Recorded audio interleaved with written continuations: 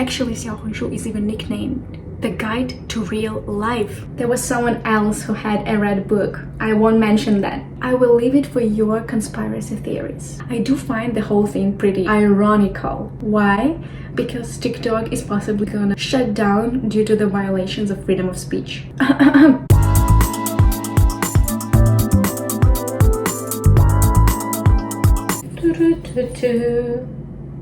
Hi, you're here. You're finally interested in China.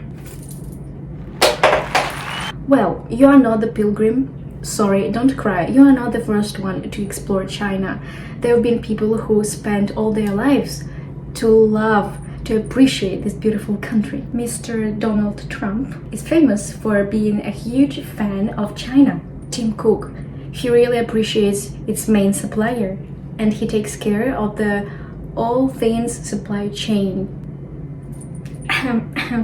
Me, a humble girl that spent 10 years of her life exploring this country, and everyone was like, when will you stop and when you will give up?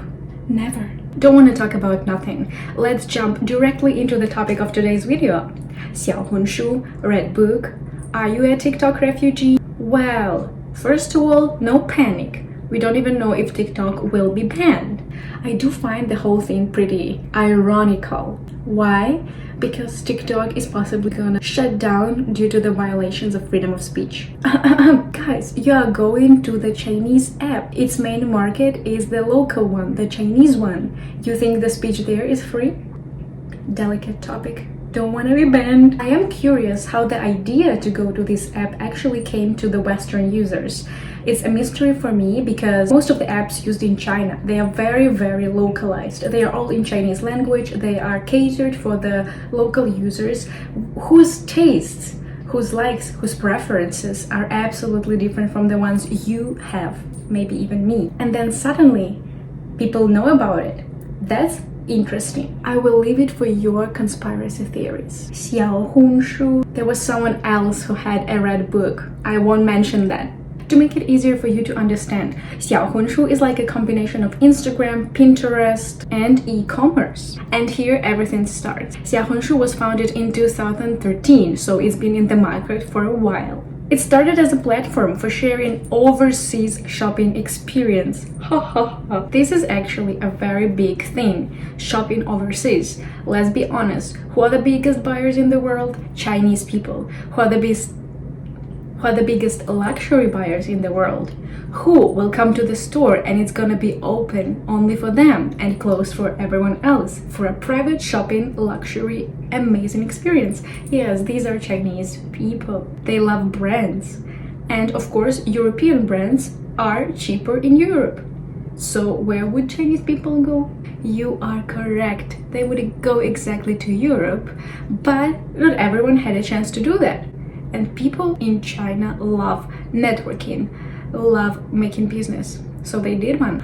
Overseas shopping is actually called daigou, when somebody basically goes to another country and buys it for you. It literally means shop on behalf of someone. It's basically like a personal professional shopper. Some of daigou professional shoppers could be based overseas, I believe, and some in mainland China. It's also worth mentioning that this is an informal transborder market.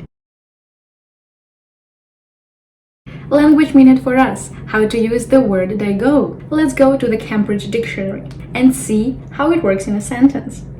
Mr. Chen is a professional daigou, an overseas shopper who buys luxury items like jewelry, clothes, and cosmetics from mainland China. You know, you already know something new. By the way, sorry for my very professional background. I'm not a professional YouTuber. I'm actually a working professional, therefore please bear with it.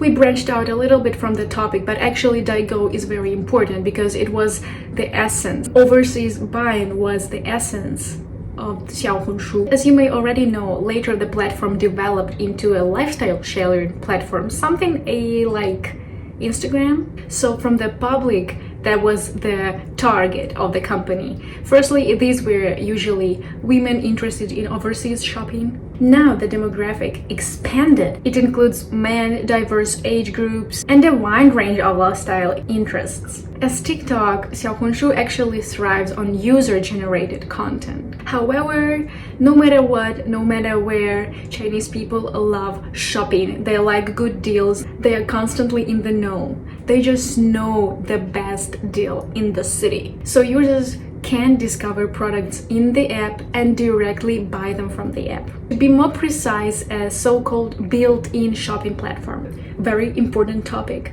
You have to understand that Chinese people are critical in a good way. What I mean by that, it means that they love quality content.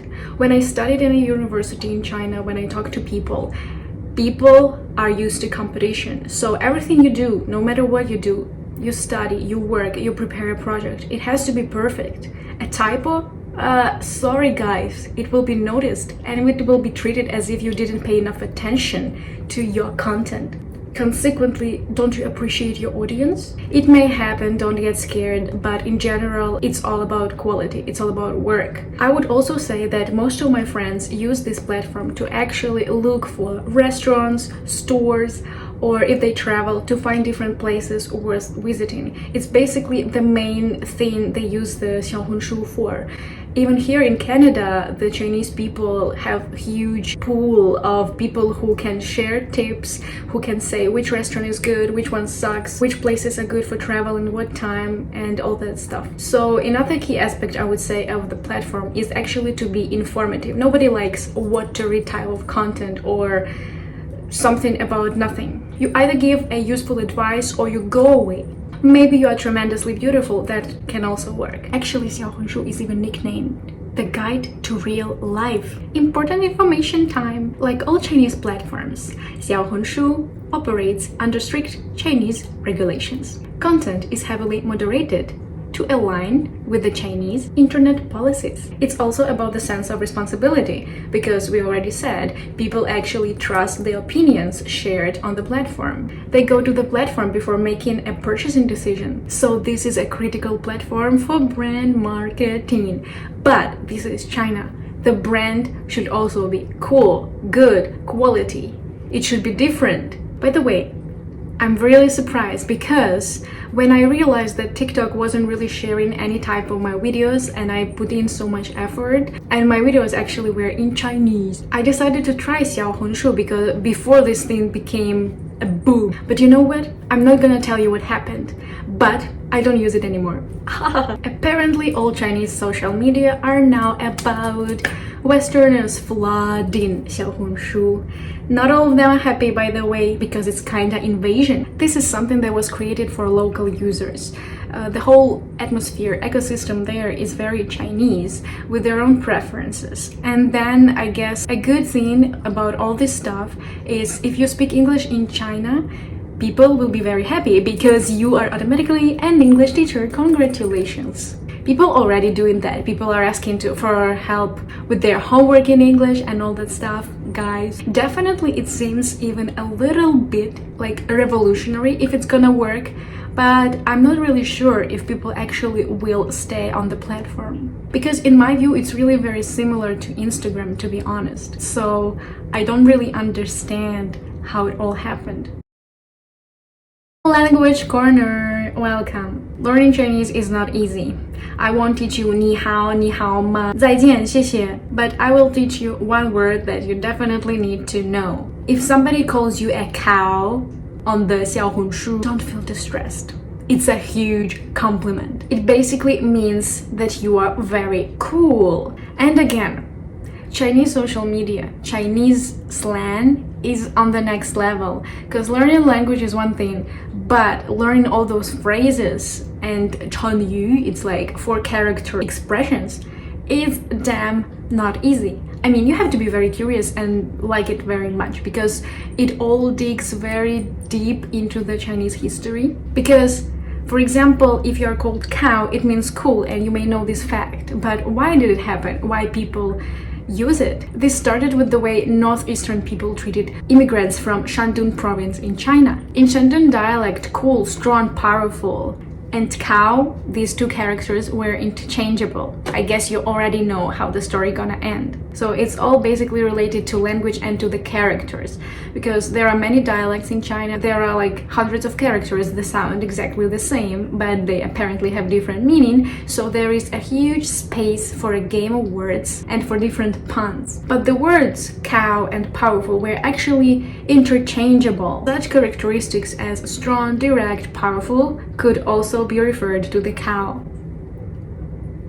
according to the people. So don't be scared if somebody calls you a cow. They admire you. They think you're very cool. I have to admit that most scholars agree that this animal symbolism is not the linguistic origin of niu, this beautiful slang term, but it definitely helped to popularize this term. And especially for language learners, you always have to make these connections, because otherwise you will never remember characters, because there are a lot of them. You firstly can do okay, but later on you have to make stories. From words you learn sentences, and then more texts and all that stuff. 朋友，你真牛。I was actually having a whole series on YouTube. It was Behind the Characters, where I tried to discuss these kind of topics and tell the stories behind the characters, because they are actually very interesting and fun. But you know what? The majority of people, I guess, didn't think so. But it also took me a lot of time to learn that, do that, edit, because I had some thesis ongoing, pending. I guess, yes, I just stopped, but maybe it's my time. Time to shine. Let's shine together. Let's learn about other cultures together. Let's learn Chinese together. And you know, learning language is not enough. You always have to learn culture, traditions, and all that stuff. So happy to share with you. I see you next time, and subscribe if you liked. And don't if you didn't. Mwah.